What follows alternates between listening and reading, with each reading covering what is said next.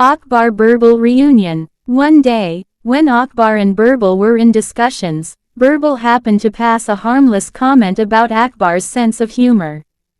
But Emperor Akbar was in a foul mood and took great offense to this remark. He asked Birbal, his court jester, friend and confidant, to not only leave the palace but also to leave the walls of the city of Agra. Birbal was terribly hurt at being banished. A couple of days later, Akbar began to miss his best friend. He regretted his earlier decision of banishing him from the courts.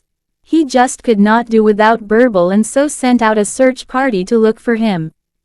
But Birbal had left town without letting anybody know of his destination. The soldiers searched high and low but were unable to find him anywhere. Then one day a wise saint came to visit the palace accompanied by two of his disciples. The disciples claimed that their teacher was the wisest man to walk the earth.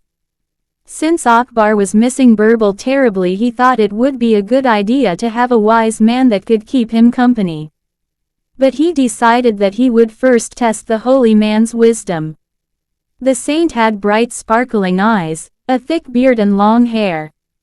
The next day, when they came to visit the court, Akbar informed the holy man that since he was the wisest man on earth, he would like to test him.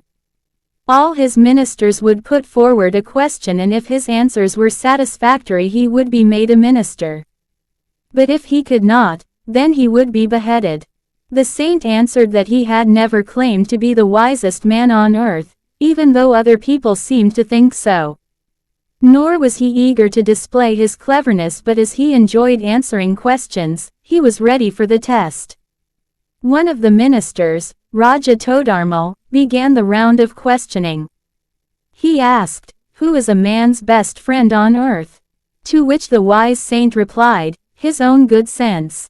Next phase he asked which was the most superior thing on earth. "Knowledge," answered the saint. "Which is the deepest trench in the world?" asked Abdul Fazil. And the saint's answer was, "A woman's heart." "What is that which cannot be regained after it is lost?" questioned another courtier, and the reply he received was, "Life." "What is undying in music?" asked the court musician Tansen.